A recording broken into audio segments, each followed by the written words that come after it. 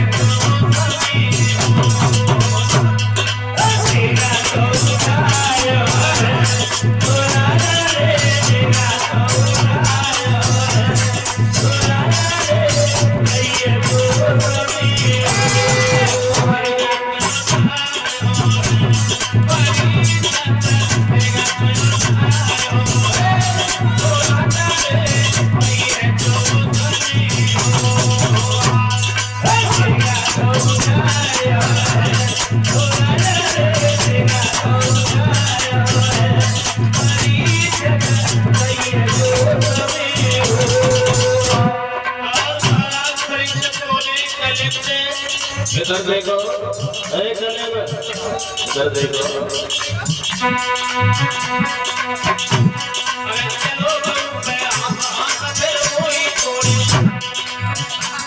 अगर तूने अपनी बात गाय माता को वहां चला दिया, अरे चलो कोई तोड़ी, तूने अपना बनाए तो इतना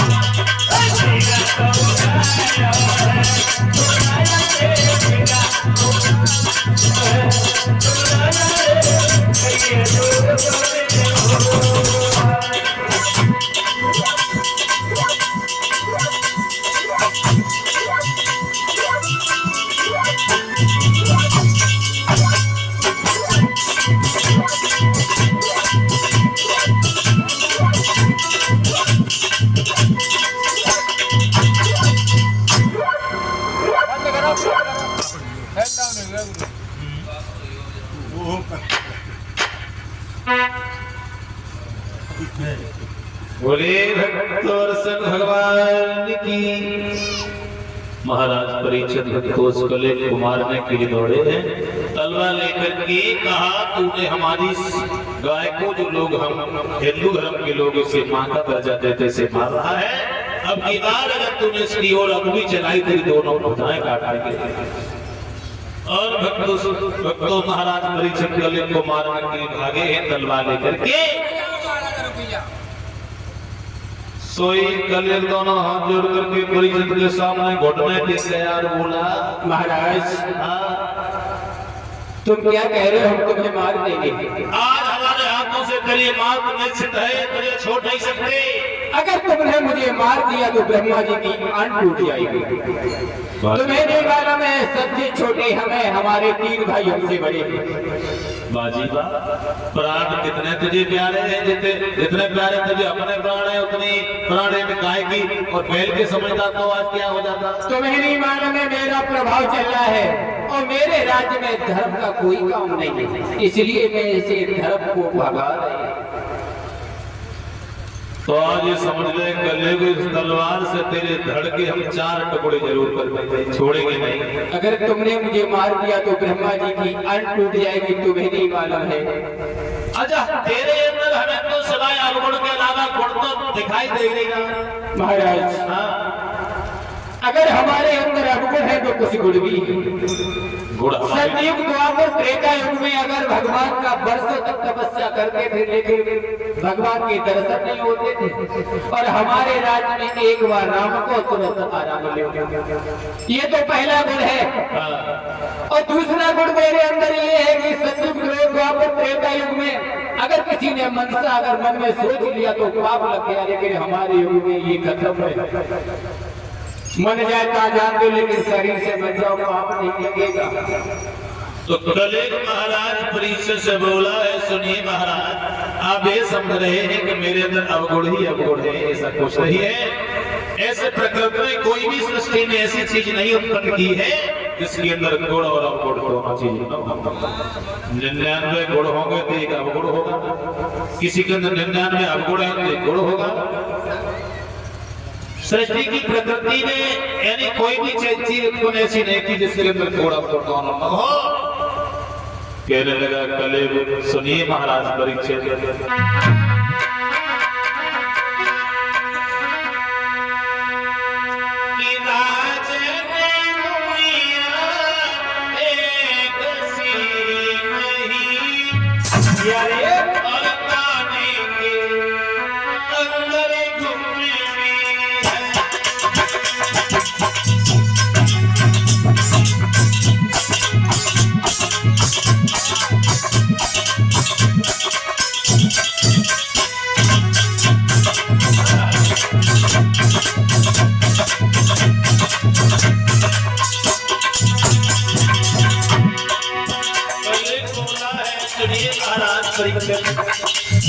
मेरे अंदर आप समझ रहे हैं कि अवगुण ही अवगुण है, ऐसा नहीं है।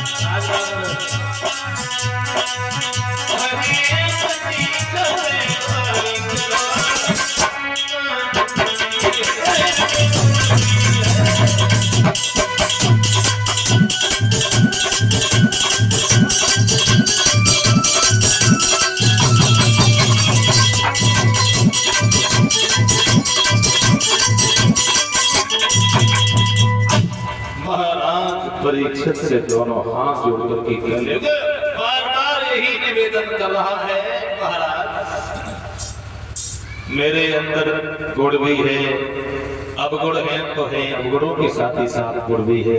बोला क्या तुम्हारे अंदर गुण है? परीक्षित बोले, कलयुग बोला मेरे अंदर गुण ये है, हमारे अन्य भाई जो थे सतयुग द्वापर त्रेता उनमें लोग हजारों वर्षों तक गंगाराव में बैठ करके समाधि लगा करके भजन में लीन हो जाते थे तो भी भगवान की प्राप्ति नहीं कर पाते थे। लेकिन हमारे शासन में लोग थोड़ा मात्र भी भगवान का संकीर्तन कर लेंगे तो भी कल्याण हो जाएगा। और हमारे भाइयों के शासन में लोग मन से कह देते थे तो भी मन से पाप लग जाता था, लेकिन हमारे शासन में करोगे नहीं तो पाप लगेगा नहीं, छोड़ दो हमको मारा नहीं।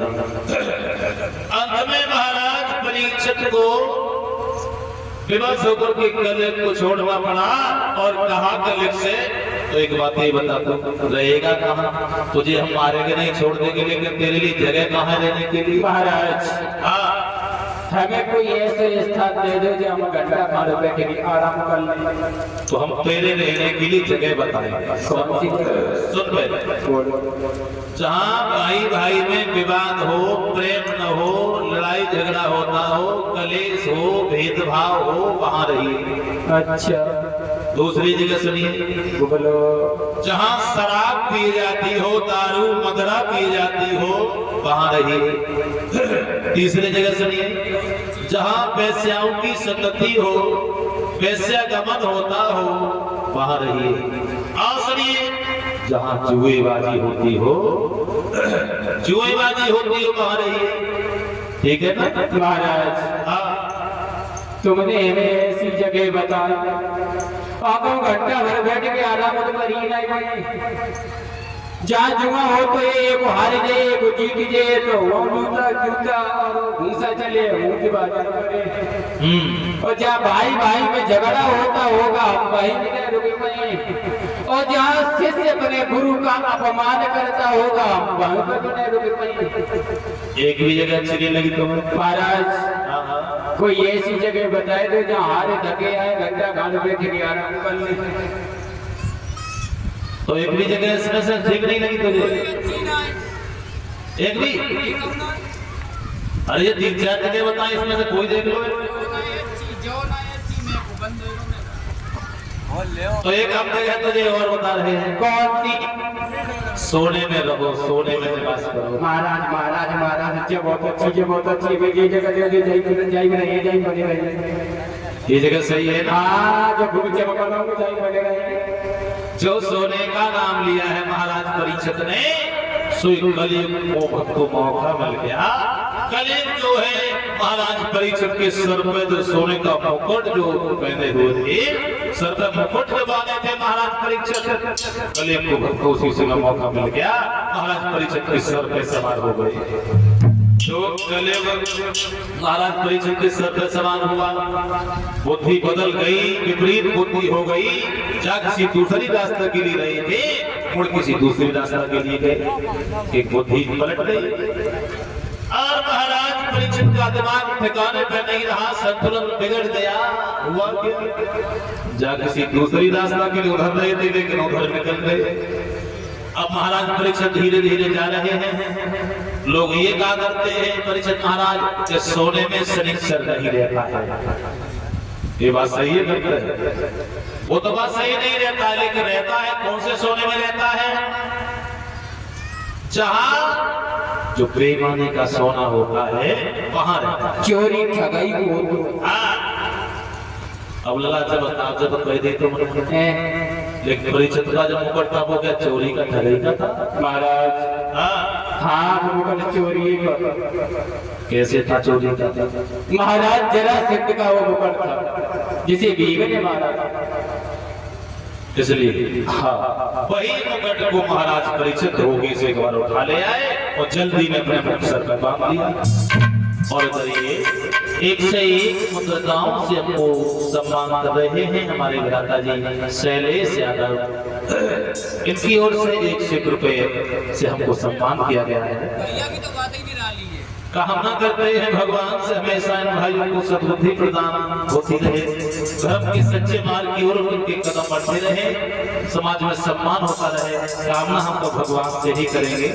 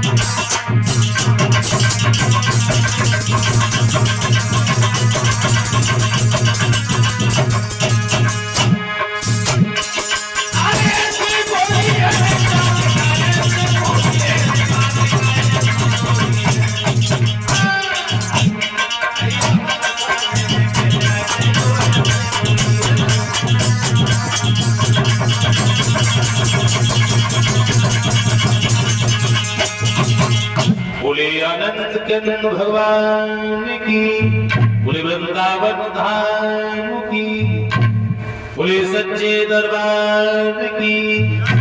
भक्तजनों, उधर नैमिष सारण क्षेत्र में श्री सूत जी समझाने लगे 88,000 ऋषियों को।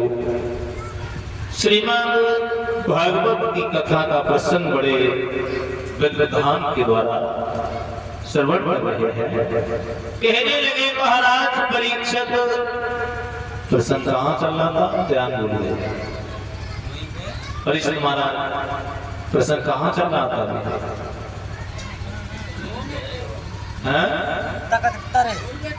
थोड़े नीचे सुना था, जब कहा था मैं थोड़े नीचे सुना था। परीक्षित महाराज जी, प्रसंग कहाँ चल रहा था अभी? कम सुनते हैं? जो कह रहे हो तखत पे जाते तो गद्दी पे मंदिर के पास हमें। तो महाराज परीक्षित भक्तों, आज जा किसी दूसरी रास्ता के लिए नहीं थे, मुड़ किसी दूसरी रास्ता पर गए। कहते हैं कि विनाश काले विपरीत बुद्धि, जब विनाश का समय आता है, गलत समय आता है, तो बुद्धि अपने आप विपरीत यानी उल्टी हो जाती है। घोड़ा बढ़ा दिया है, अब तो इतनी तेज धूप के कारण महाराज परीक्षित का प्यास के कारण जी ललचाने लगा, घबराहट सी होने लगी। सोचने लगे अब पानी के बिना पिए चैन नहीं पड़ेगा। सोचने लगे ये पानी का कहीं इंतजाम दिखाई नहीं दे रहा है, दूर दूर तक वृक्ष ही नहीं दिखाई दे रहे, निर्जल सा दिखाई दे रहा है। निर्जल लंबी नजर घुमा के देखिए महाराज परीक्षित ने सामने इकट्ठे 3-4 आम के, अमरूद के, बरगद के वृक्ष खड़े हैं। सोचने लगे यहाँ कोई संत की कुटिया मालूम पड़ रही है, आश्रम हो सकता है। तो महाराज परीक्षित ने अपना घोड़ा उसी आश्रम के समीप यानी उसी के नजदीक बढ़ा दिया और उस आश्रम के करीब जब पहुंचे हैं, वो आश्रम तो लोग उसी महात्मा का था। महाराज परीक्षित का प्यास के कारण जी घबरा रहा है, क्रोध बढ़ रहा है। आदमी जब एक तो महाराज भूखो हो या प्यास हो तो गुस्सा बहुत होती आती है। मम्मा भूखो हो या आदमी चाहे प्यास हो तो क्रोध बहुत आता है उसे। परीक्षित को गुस्सा भी बहुत आ रही है। उधर लोगों से श्री महात्मा अपने आश्रम पर आसन मार के बहुत दिन पहले से दोनों नेत्रों को बंद किए हुए भजन में बैठे थे। उधर महाराज परीक्षित ने सोचा महात्मा के पास कमंडल में थोड़ा बहुत पानी जरूर होगा, पानी को पी लेंगे, प्यास बुझा लेंगे, थोड़ी शांति मिल जाएगी, आराम मिल जाएगा। तो महाराज परीक्षित ने घोड़ा जाकर के जब रोका है आश्रम के नजदीक तो लोग शिष्य महात्मा तो पहले से दोनों आंखें बंद किए बैठे थे भजन करने के लिए। अब परीक्षित को और ज्यादा क्रोध बढ़ गया। वैसे भी पानी की तलाश में घूम रहे थे, प्यास के कारण गुस्सा थी। सोचने लगे मारे महात्मा की बुद्धि ठिकाने पर नहीं थी परीक्षित की। वैसे राजा वो महात्मा का बहुत बड़ा आदर करते थे, परीक्षित सम्मान करते थे, लेकिन सर पे कौन बैठा है? कले महाराज बैठे। तो परीक्षित को क्रोध बढ़ गया, कहने लगे बारे ढोंगी महात्मा, वैसे तो पानी की चिंता में घूम रहे थे, आस लगा के तेरे पास आए। महात्मा ने देखो हमें आते ही देख करके हमें आते आते दोनों आंखें बंद कर दी। अब कोई संतान ही नहीं है, कोई काने कुतरे नहीं है, कोई कुरूप नहीं है, लूटे लगड़े नहीं, इस बाबा ने तो हमें आगे दे करके आंखें बंद कर दी। अब महाराज परीक्षित क्रोध में आकर के बोले हैं, लोग उसी महात्मा को क्रोध में आकर के तलवार हाथ में लेकर के कहने लगे,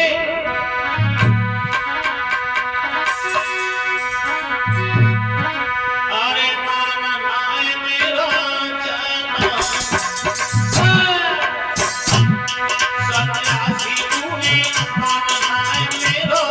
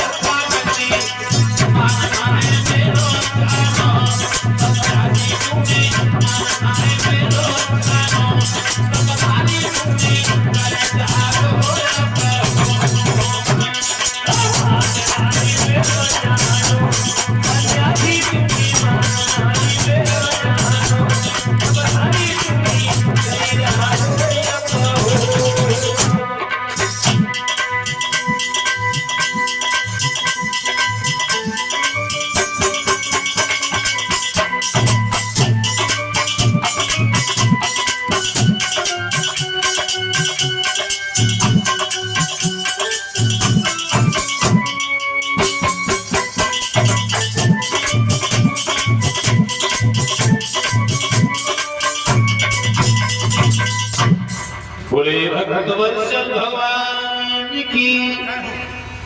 आइए छोटा सा 2 लाइन का एक भजन कीर्तन सभी माता बहन भाई बंधु अपने मन वाणी को पवित्र करने के लिए बोले। उसके बाद बड़ा ही पावन प्रसंग है, सभी लोग ध्यान को कीर्तन करते हुए उस समय के सभी लोग बड़े प्रेम से श्रद्धा से कीर्तन बोले।